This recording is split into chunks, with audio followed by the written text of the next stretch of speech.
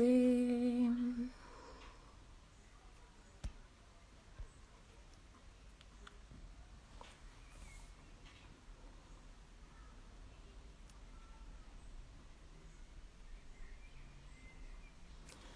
Vamos a ver. Hello, good evening, good afternoon, chichateros and chichateras. My name is Nana Clara and I'm your host of the day. Hope you're having an amazing Monday of today. Today I'm very excited because we have two interviews. The first one, we're gonna be interviewing Jamila Martin Wingett, and she's an amazing actress and dancer, and I cannot wait to have her on the show.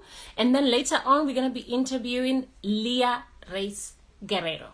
So let's go and let's start with the first interview with Jamila. So Jamila, if you're in there, could you please send me a request? It should come up. So guys, just to let you know, today obviously is going to be an English show. So if you have any questions or anything, there's a small box at the bottom. So if you want to ask our guest any questions, you can do that there. And then it'll be easier for me. Today we don't have any problems with the connection. So it should be good. Come on, let's do this. Woo! Hello! Hi! Hi, how are you? I'm very well, thank you. How are you? I'm very good, thank you. It's lovely to see you. Chichateros and chichateras, please, a round of applause for Jamila Wingett. How are you? Yeah, I'm very well, thanks. I'm excited that you've decided to come and join us in Chit Chat. So I'm very happy. So let me just start. Let's go straight into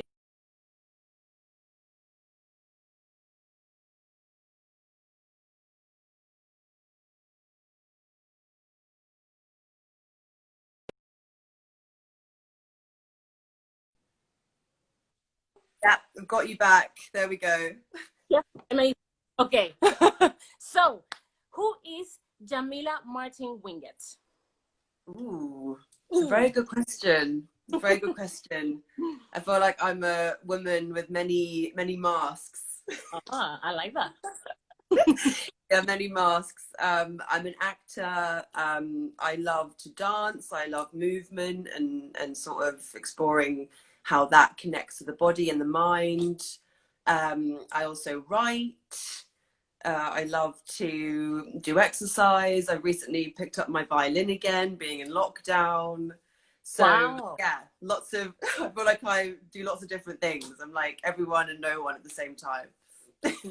Nice. And has it always been like that? Is your family creative as well? Yeah. Very creative family. My father is an actor and my mother is a makeup artist. So yeah, I had a very colourful upbringing, having all lots of different experiences, and because of what they did, they were able to give me an amazing life where I could try out so many different things. And I think when I was younger, I used to get a bit worried that I didn't have sort of like one thing that I was focusing on. And then when I found acting, it's just a great way to sort of encompass everything all my skills and everything that I love. Right. No, that's amazing. So then how did you get into acting? How did that begin? So I had my first part when I was really, really young, when I was 7 years old. I did 2 episodes of this series called Down to Earth. And that came through because my father, he was on a big program at the time called This Is Your Life. where they basically interview sort of big stars of the era, and they bring out their families, like a big surprise. And I came out at 7 years old, and they're like, Jamila, what do you want to be when you're older? And I was like, I want to be an actress. And then after that, I got an audition for this thing, got the part, and it was like a really great experience. And then after that, I sort of did like Saturday classes, but it was only really until I was about 25 when I decided that I was like, actually, this is something that I seriously want to do. Okay. Well, so then you get to do, like, to go to university to study? Yeah, I mean, I did my master's when I was 25. I think I was about 23 when I decided to study part-time and go about it that way, because I thought, you know, it sounds so ridiculous now, but being 23, I was like, oh my God, I'm going to be too old to start now. You know, so many people have started when they were younger. I'm so rusty, I'm out of it. But actually, it was a really lovely and such a rewarding experience doing it part-time, never thinking I'd ever go to drama school, because my parents pushed for it. Because I came home one day and I was like, I want to act. I was working in an office, and I came home one day and I was like, I want to act. And they were like, what? So they were like, please go to drama school. And I was like, I just don't think that I'm going to get in. I'd rather just sort of like get on with it. And then did the part-time studying. And then I was also working professionally. And it was actually after working with Michaela Cole and another great actress called Ronke, that I saw how they were on set, and I could see the talent, but I could also see the training. And I was like, that's what they teach you at drama school, and that's what I want. Right. So then I just applied to 2 places. It was about this time 3 years ago. I applied to the only courses that were still taking people, and really thankfully got a place at Mount View, which really kind of gave me the confidence and the structure to really go for it. Yeah. So going back a little bit in the beginning, like with your parents, obviously they're creative themselves. So then the you know, little girl comes home and tells mom and dad, I want to be an actress. And for them, was it like a shock? Obviously they're creative, so obviously, but it was a shock, as in like, let's do this, and we put her through. And was it the same for you, or was it very like nonchalant, like very, you know, easy for you to decide? I mean, it was something that I'd really secretly wanted to do for a while, and it took me, unfortunately, being in quite an unhappy place to really, I mean, I'm very thankful to it now, to be like, right, what is it that I want to do? I don't want to be living for the weekend anymore. I don't want to be spending my paycheck on things which I can't even vouch for. But as soon as I told them, they were so supportive. And, you know, I think because they know all of the sides of it. You know, my parents are so lucky. They've had incredible careers where they've been actively working and earning good money. But that's not the reality for a lot of people in our industry, unfortunately. Yeah. And I think that's why it's so great that you have these interviews, really, because people don't really see the middle bit of the industry. They only see the top bit, and they're like aspiring to be that. But actually, there's so many amazing creatives, and it's not even that we're lower than like the Hollywood stars. We're just, everyone's on their own path. And I feel like it's taken me a lot of years to kind of get to that place, but my parents have always been so supportive. And I'm really thankful that I have their expertise and their sort of critical eye for when I'm going about how I do my own artistry. Yeah. No, that's amazing. But also, I was reading also through your biography, and you also do dance. So you direct also your own dance videos. How? Yeah. Tell us about that, please. I mean, I'm the kind of artist where I tend to have a clear vision in my mind, but because I love collaborating with people, I don't like to be too anal. And I find when it comes with the dance stuff, I just think it's so much more free flowing. Like, I sometimes in acting, I feel a bit constrained because there's only so much you can do when it's shot. Okay, everyone says there's so much you can do, but I believe that when the camera's on you and you have the nerves, and even on stage, you're in a character. And personally, for me, when it's just free movement, you're just, for me, that is full body expression. And I'm so happy that they're actually separate things at the same time. But because I work in collaboration, I work with this amazing girl called Rowan Kassab, big up. She used to have this amazing studio, and we used to be like, right, should we just meet up? And I think when I made this dance video for this great band called Nailika, it was like, she had seen some stuff that I'd done, just stuff like messing around, and she was like, I've got this song, and like, would you, for like making a video? And I was like, yeah, like I'll take it to the studio with me. If something, you know, strikes, then we'll do it, but we'll just kind of see. And me and Rowan had been running around her whole studio space, and actually we found this amazing random huge room with all these kind of like transparent sheets all in a circle. And we were like, right, we've got to get in there. And I like had my braids in, and I was kind of really into Solange at the time, and I had like this little like cowboy boots on and this cowboy hat, and I was like, we've got to do something. And then we found this little cabinet which had like these wonky wheels, and we're like, right, we need a camera, let's just strap the laptop to it. And she just wheeled it around. It's all like bubbly and all mixed up. But I was really happy with the outcome, because I just feel like in acting, it's so easy to obsess about what it is your objective, and that you want to get it across. And I feel like it's such a refreshing process with the dance stuff, because if it works, it works, and it's amazing. But then like, sticking out, you know. So yeah, it's cool. And like when I just get ideas, I just kind of do them. Then I sometimes think, should I be a bit more, should I plan a bit more? Should I be a bit more, have a bit more perfection to my work? And then I get this weird guilt where I'm like, oh, I'm just putting out what I think is like kind of like the good first edit. But one thing you take from acting is that your first instinct is usually always the correct one. So it's weird. I've kind of like merged both in one way, I guess.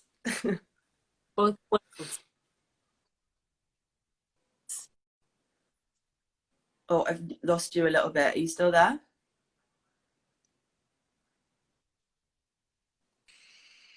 Yeah. Yeah. Yes, I kind of lost you there. Yeah. No, you got it. You got it. Is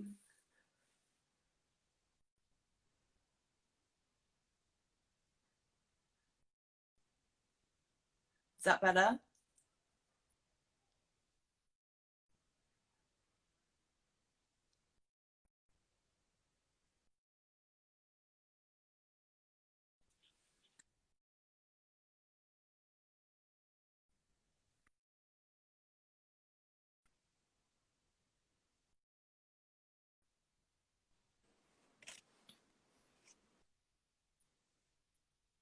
Say again.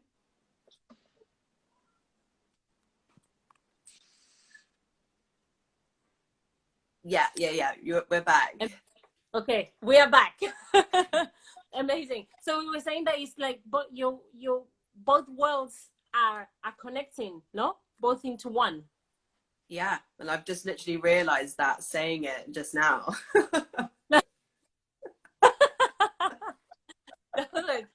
There you go. It's good. So tell me,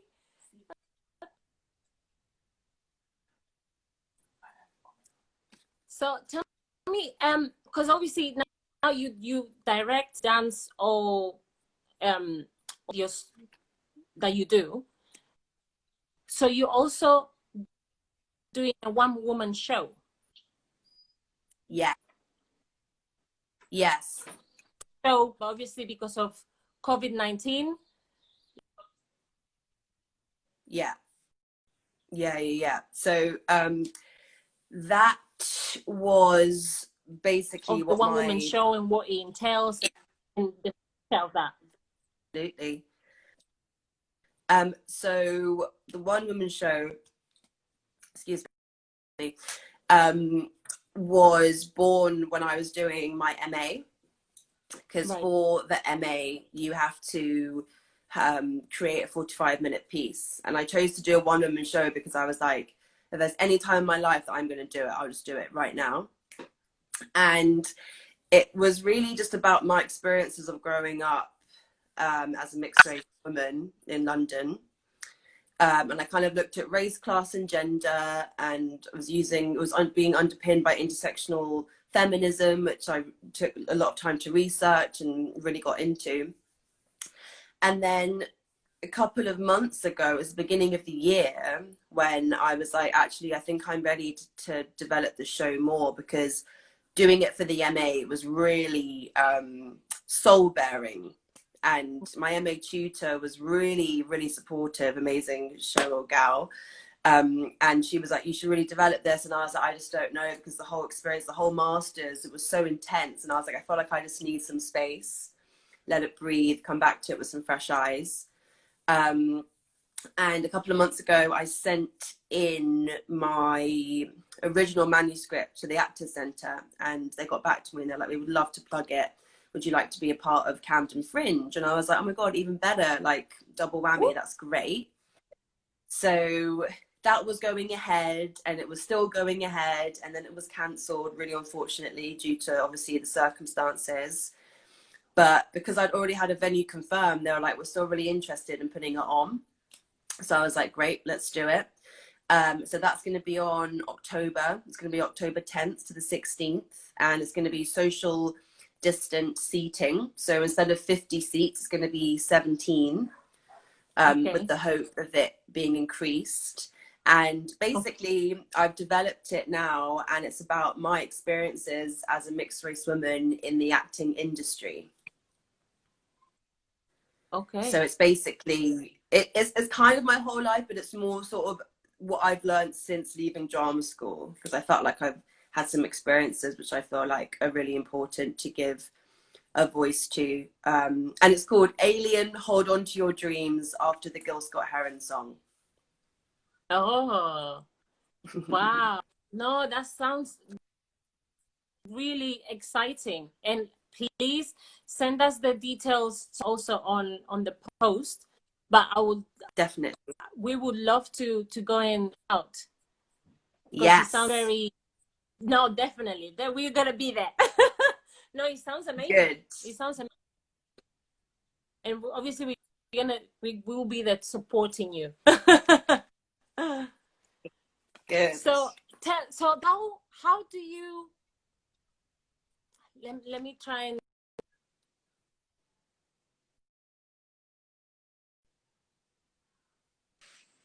starting a woman show. How do you start the process of doing a one woman show? Well, it was different, because with the MA, it had to be quite academically based, which I felt gave me a really good baseline of how to get into a script.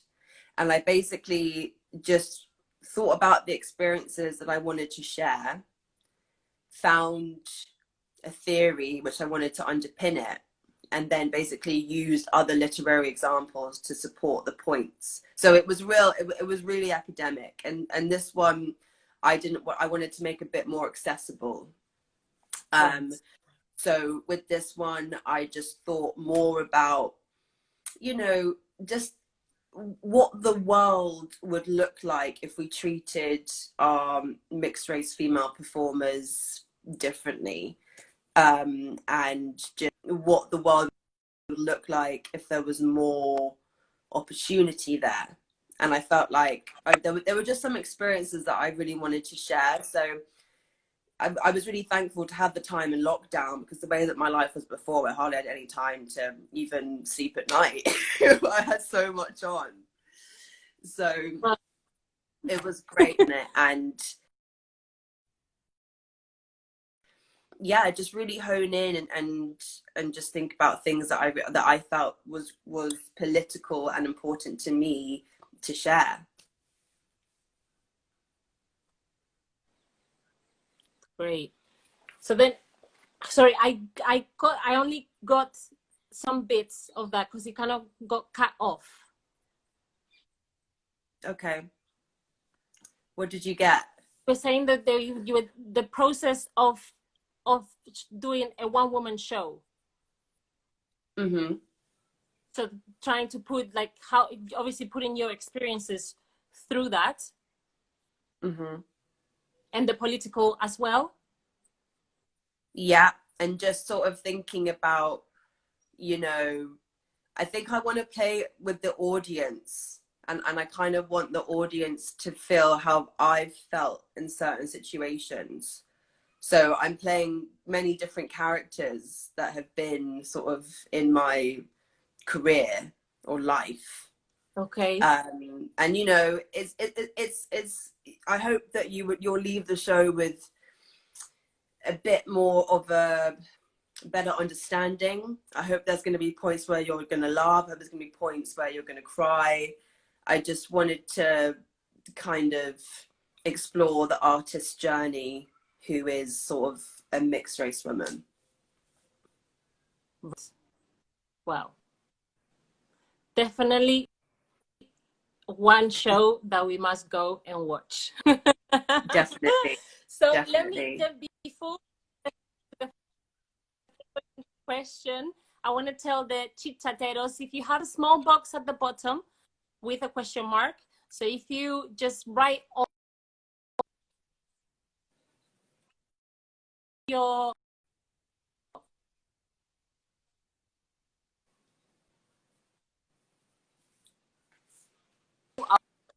I'll ask Jamila, and hopefully she'll answer all of the questions for you. So could you tell us your experiences that you've had in the acting industry? Because I know in that it has been quite amazing. Tell us. Yeah, I mean, you know, that I have a very high standard. So when I get to set, and there's always that kind of bit of angst and a bit of anxiety, because I'm like, you know, I don't know if they're gonna know what to do with my hair, or if they're gonna have my shade, you know. And I feel like when you're a performer, these are really the last things you want to be thinking about. You know, you want to be in the moment, you want to be preparing, you want to be getting on with it. But with some of my experiences of being on set, your mind is so busy with kind of what you look like. It's been very difficult to be in the moment. You know, other things that I've experienced is having auditions where I need to go in and play a street girl, because that's just not something that it may be my casting, and I totally respect that, but it's not something which is familiar to me, and I find it awkward, and I find it I just find it very awkward. And there's a scene in it where this is actually a made up scenario. This isn't a real life, but it's something that I've felt, where I'm expected to be able just to know how to do that because of what I look like. And I don't really think that's fair. And I think that we need to sort of change the approach to that, because I think it can just be, it's just very narrow-minded. And there's so many people in this world who've just got so much more to offer. And I think it's great. If you can do it, fantastic. Yeah. If something else is your thing, you should do that. And, you know, there's a film called Belle, which came out probably about 10 years ago, if not a bit longer. But it was about the first, or I think the first mixed race princess. We've got Meghan Markle now. The first mixed race princess who was of royal lineage in the royal family. And this is sort of like in the 1700s. And I have a whole set where I kind of look at her story, and like, I love history, and it's something that I wanted to explore because it's the first time I've watched a film and I really have felt represented. You know, this is someone who is of dual heritage, has come into a higher class society, and even though she is of higher class, she's not able to do certain things because of society. And it's sort of the only film where Right. I've been able to really relate racially and personally to her struggle, and I've got a whole section in the play. So this is a play. So it's a film that came out a few years ago, but I've decided to take some fragments of it into my play. I've got a whole little section about the story, and it's a really well written script. I found the script online. I've been using bits of it for the show, and it's just beautifully written, and it just really touches on it's like it really is the only thing where I'm like I can see myself 100% playing this part, and I'm not trying to shoehorn into something else, or trying to shoehorn into being an ex-slave, or like trying to pass for white, you know. It's all very in between and kind of nowhere at the same time. And I feel like now we have duties as an artist to create that space and to show the world that we can live in, you know. Yeah, artists reflect the world, but I think also we have a duty to show what the world could be like. Right. Yeah. No, definitely. We are you're the ones that have to portray it, right? Exactly. Into the world. Exactly. Right. So I'm gonna go to that. Is that okay for you? Okay. So let's begin. There's one here that says, how is being a mixed race woman in the acting industry? You know, it's interesting. I think touching on from what I was just saying, you get given certain things, and I feel like since acting in the last couple of years, I've only really had a couple of things that have come through where I'm like, I can see myself playing this part. Because I feel like I've had to sort of shoehorn into different things, and I'm like, I'm not sure this is really for me. But it's also good because you get to see a whole host of scripts and be put forward for lots of different roles. But I feel like, again, we just need to keep extending the narrative, because I think with mixed race women, they're normally playing like confused or like angry or feisty or sexy, and it's like I think you know, all women really in the industry are given such two-dimensional character descriptions. So I just hope that just to basically keep extending the narrative and the rhetoric. But it's cool. I like it. I'm still in it. I'm still doing it.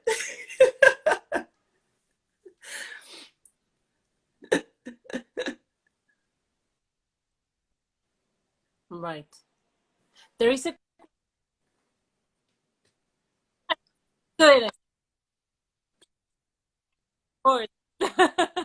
there is a question here from Sandra P. She says, to whitewash you in acting? If so, how does that affect you? Sorry, say that again. To whitewash you in acting? If so, how does that affect you?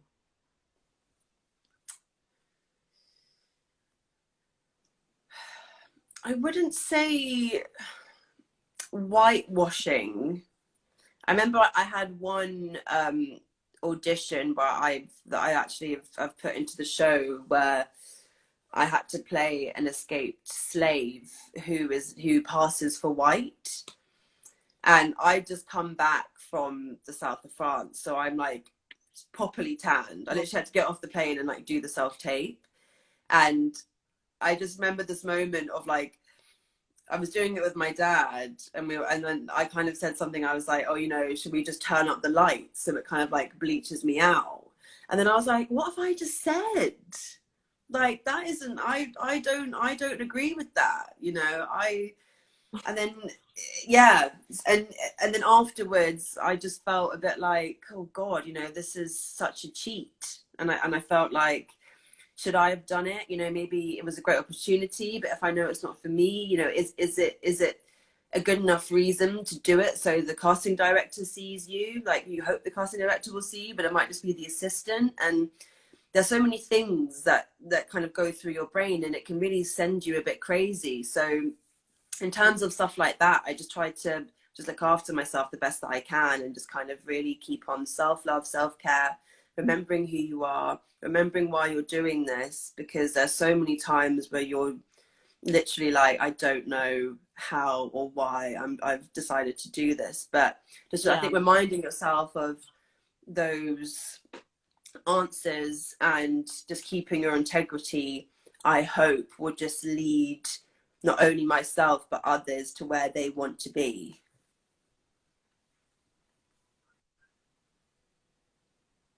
Right. Yeah. No, definitely. I agree. I have another one here. Is there a lot of pressure in being in a one-woman show? That's a really good question, because like yes and no. Because like yes, that it's a lot of work, but you've written it and you've rehearsed it, so you're gonna know it. But also there's kind of like not any pressure, because you're just doing it. You're playing all the parts. You're telling the stories. You're reliving the scenarios. You're sharing. So I mean, yes and no. I mean, when I was doing my MA, I was very, very scared, because it was just so personal. I was like, oh my goodness. But I'm just really looking forward to it this time round. I feel like it's going to be a great space to sort of like develop it, and just to explore, and just to play, and just be a bit fearless. I feel like I've been living in a bit of a fear zone, and I feel like if this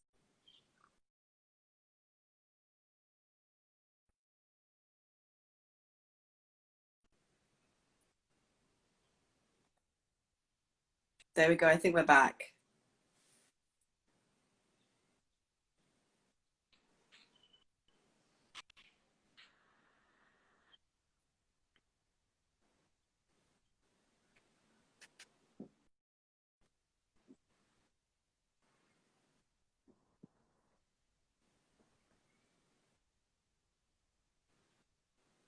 Hello?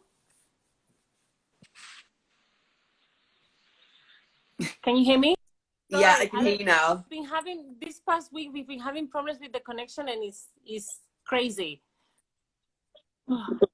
Oh, I it's have all one more good, don't worry. question. Someone's asking you, do you find roles Mm-hmm. for you other than the street types that you mentioned, or you find yourself in a position of having to write your own stuff?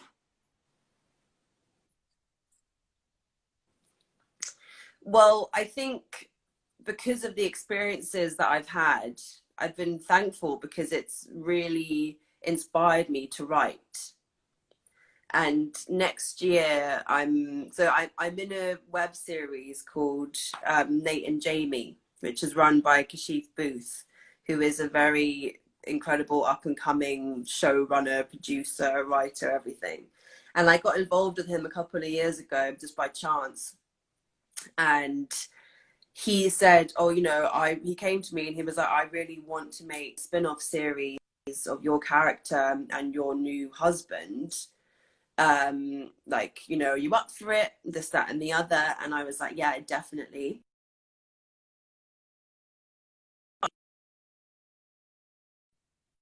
Big on sort of like, making sure that my character is three-dimensional. She's got a story. She has a past. We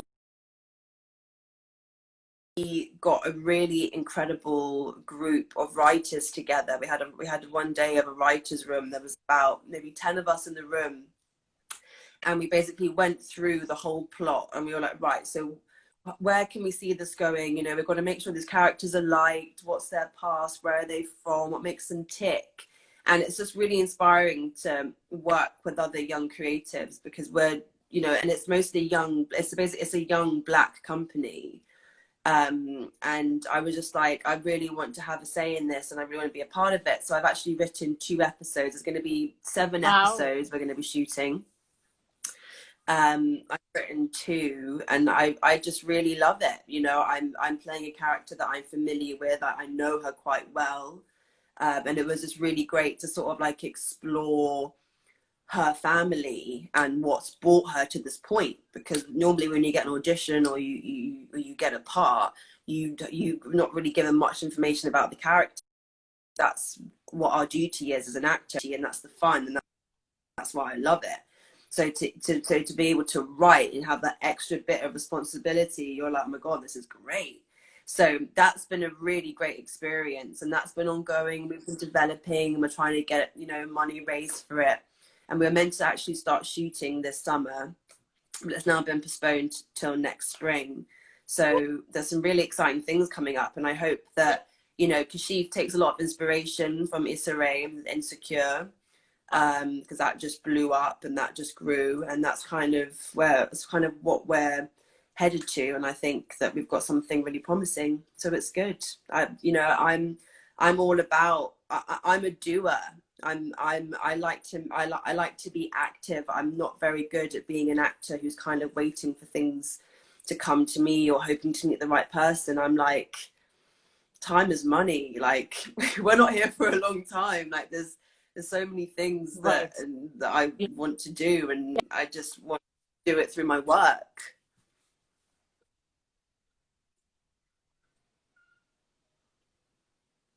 No, I definitely. Oh, Jamila, thank you so much. Thank you. Your experience, everything that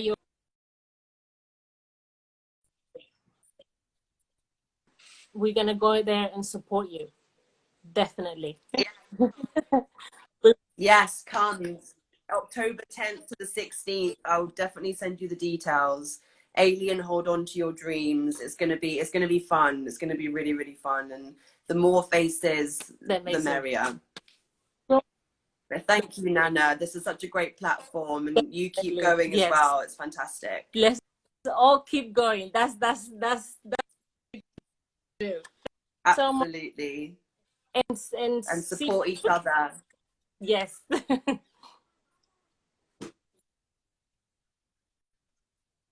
Thank you so much, Nana. Take care. Thanks for having me.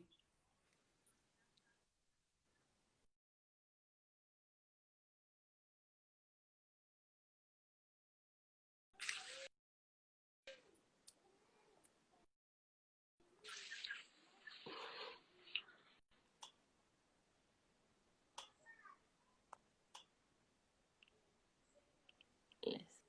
Guys, thank you so much for joining. I have another interview with Leah Reyes Guerrero, who's a drummer and percussionist. So we'll see you at 7:30. See you very soon. Bye.